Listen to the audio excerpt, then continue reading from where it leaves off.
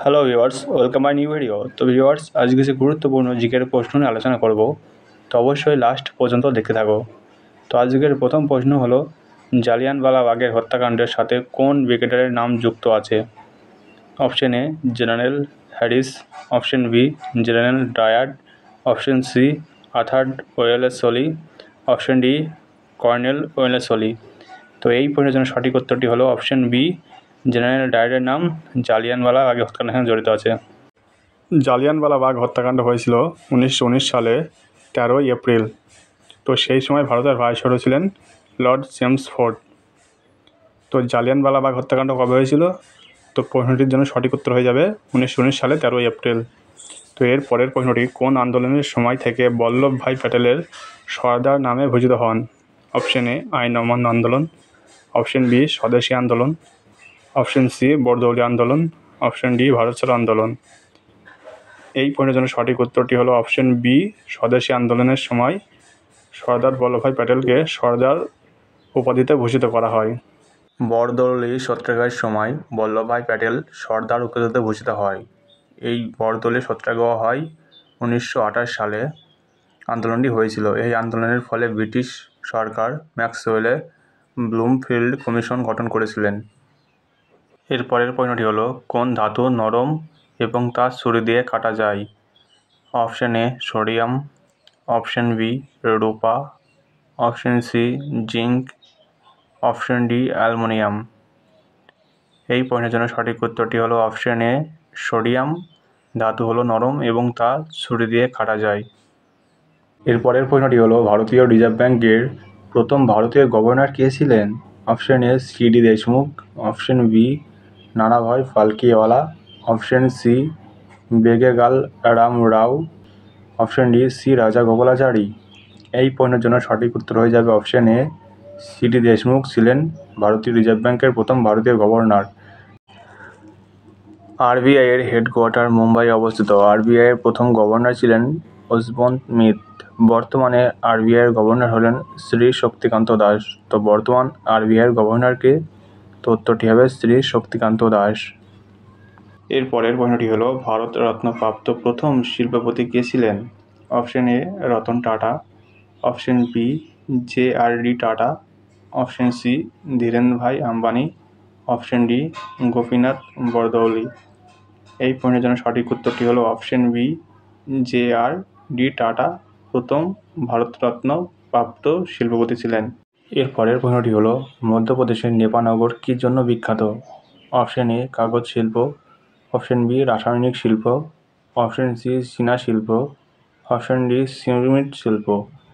এই প্রশ্নের জন্য সঠিক উত্তরটি হলো অপশন এ কাগজ শিল্প। মধ্যপ্রদেশের নেপানগর কাগজ শিল্পের জন্য বিখ্যাত ছিল। এর পরের প্রশ্নটি হলো, যামিনী কৃষ্ণমূর্তি কোন নৃত্যের জন্য বিখ্যাত? Option A Manipuri, option B Odissi, option C Bharatanatyam, option D Yakshagana. এই প্রশ্নের জন্য সঠিক উত্তরটি হয়ে যাবে অপশন সি ভারতনাট্যমের জন্য যামিনী কৃষ্ণমূর্তি বিখ্যাত ছিল। এরপর কিছু গুরুত্বপূর্ণ কি পয়েন্ট দেখে নাও।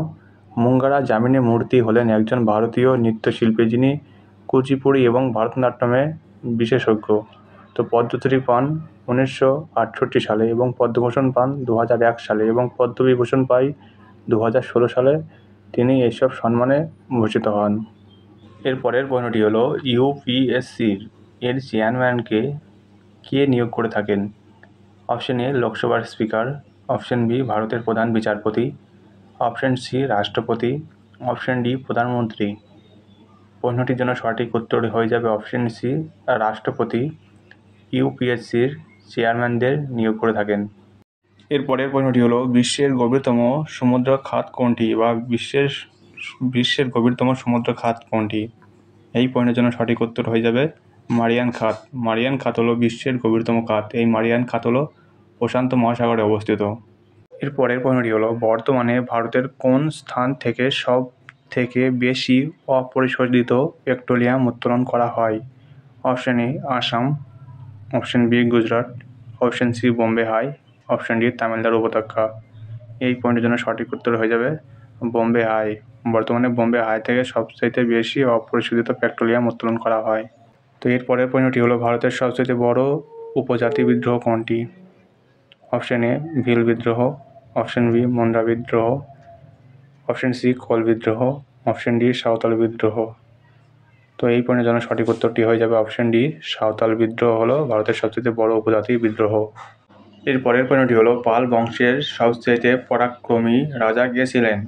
Option A Dharmapala, option B Dhiman, option C Vitapala, option D Devapala. এই প্রশ্নের জন্য সঠিক উত্তরটি হলো অপশন ডি, দেবপাল ছিলেন পাল বংশের সবচেয়ে পরাক্রমী বা শক্তিশালী রাজা। এরপর কিছু বংশের প্রথম শাসক ও শেষ শাসক দেখে নাও। তো হর্ষঙ্ক বংশের প্রথম শাসক ছিলেন বিম্বিসার এবং শেষ শাসক ছিলেন নাগ দশক। শিশুনাগ বংশের প্রতিষ্ঠাতা ছিলেন শিশুনাগ এবং শেষ শাসক ছিলেন কালাশোক।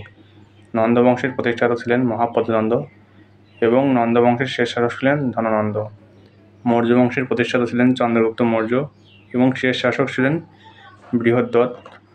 তো কুষাণ বংশের প্রতিষ্ঠাতা ছিলেন কুজুল কদফিসেস এবং কুষাণ বংশের শেষ রাজা ছিলেন বাসুদেব।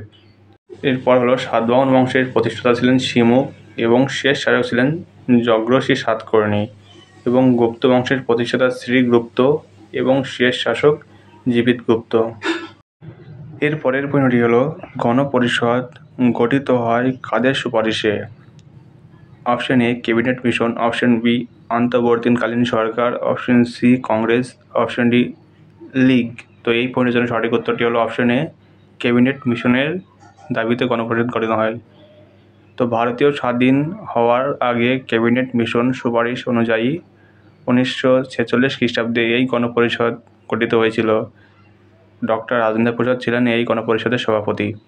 এর পরের প্রশ্নটি হলো নবরত্ন সভাসদ কার রাজসভায় ছিল? Option A Harshavardhana, option B দ্বিতীয় Chandragupta, option C Chandragupta Maurya, option D Kanishka. এই প্রশ্নের জন্য সঠিক উত্তরটি হয়ে যাবে অপশন বি, দ্বিতীয় চন্দ্রগুপ্তের রাজসভায় নবরত্ন সভাসদ উপস্থিত ছিল।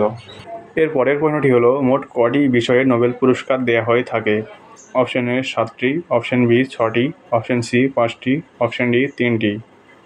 এই প্রশ্নের জন্য সঠিক উত্তরটি হয়ে যাবে অপশন বি, 6টি বিষয়ে নোবেল পুরস্কার দেওয়া হয়ে থাকে। এবার কী কী বিষয়ে নোবেল পুরস্কার দেওয়া হয়ে থাকে সেটা দেখে নাও।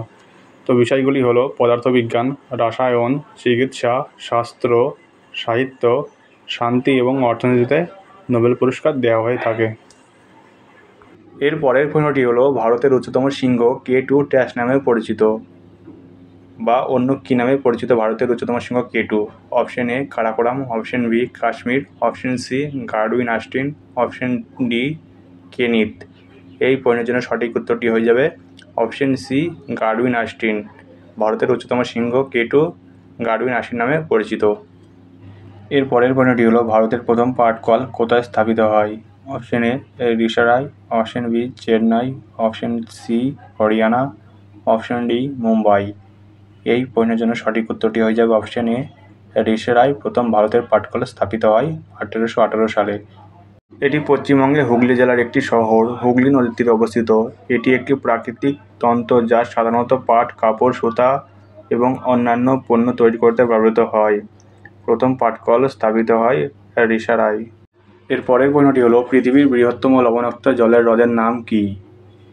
তো এই প্রশ্নের জন্য সঠিক উত্তরটি হয়ে যাবে অপশন এ কাস্পিয়ান সাগর পৃথিবীর বৃহত্তম লবণাক্ত জলের হ্রদ।